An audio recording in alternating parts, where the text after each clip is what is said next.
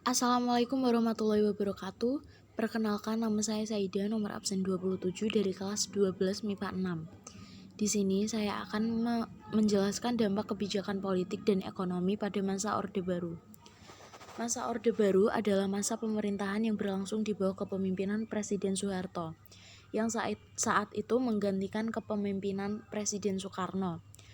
Masa Orde Baru ini berlangsung selama 32 tahun, dan saat Orde Baru ini terdapat banyak kebijakan yang memiliki pengaruh besar terhadap proses berjalannya negara Indonesia, mulai dari kebijakan politik maupun ekonomi. Pada materi sebelumnya telah dijelaskan bahwa pada masa Orde Baru, pemerintah mengeluarkan kebijakan politik menjadi dua, yaitu kebijakan politik dalam negeri dan luar negeri, di mana masing-masing kebijakan tersebut dikeluarkan berdasarkan dengan kebutuhan dari kondisi negara Indonesia yang idealnya menguntungkan dan mengedepankan kepentingan rakyat banyak. Sedangkan dari sisi ekonomi, pemerintah mencanangkan program rehabilitasi ekonomi Orde Baru yang berlandaskan pada TAP MPRS nomor 23 tahun 1966 yang mengharuskan masalah perbaikan ekonomi rakyat di atas segala soal-soal nasional yang lain termasuk politik. Guna mewujudkan perbaikan ini, maka pemerintah berusaha untuk mengatasi dampak dari hiperinflasi dan menyusun APBN, serta mengurusi hutang luar negeri dan mencari sumber hutang baru dengan bunga rendah agar bisa melakukan rehabilitasi dan pembangunan ekonomi sampai dengan periode berikutnya.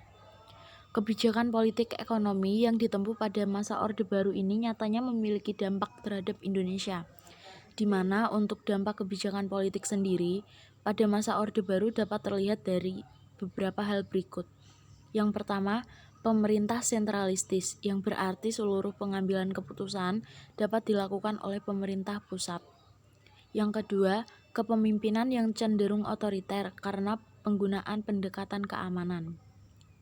Yang ketiga, Golkar menjadi alat utama penstabil perekonomian, sementara PDI dan PPP hanya bertindak sebagai pendamping. Di samping itu, dari sisi ekonomi sendiri, menitik beratkan kepada perbaikan ekonomi rakyat di atas segala soal-soal nasional yang lain termasuk politik.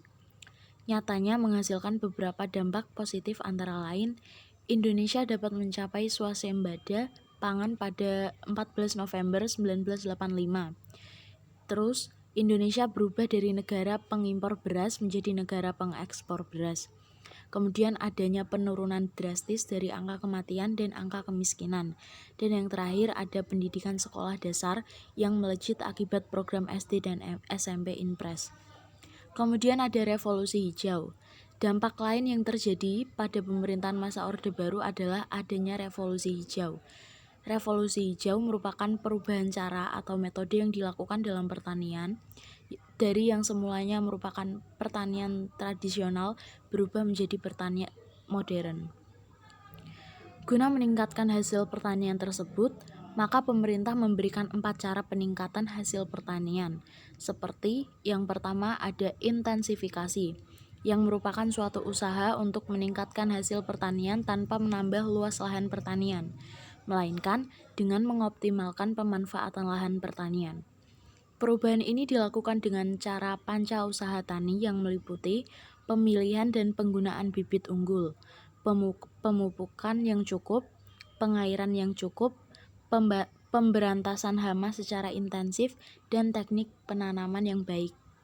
Yang kedua ada ekstensifikasi, yaitu adalah usaha yang dapat dilakukan oleh petani guna meningkatkan hasil pertanian melalui peluasan wilayah atau penambahan produksi. Misalnya adalah melalui penambahan jumlah tenaga kerja atau memperluas area pertanian. Yang ketiga ada diversifikasi, yang merupakan upaya peningkatan hasil pertanian dengan cara menganeka-ragamkan komoditas pertanian. Salah satu langkahnya yaitu mina padi atau penyebaran benih ikan di lahan pertanian. Kemudian yang keempat ada rehabilitasi, yang merupakan upaya peningkatan hasil pertanian dengan cara pemulihan sumber daya pertanian yang sudah rusak atau berada dalam kondisi kritis. Misalnya, yaitu penghentian tanam pada setelah 6 kali tanam untuk mengembalikan unsur hara di dalam tanah. Terima kasih.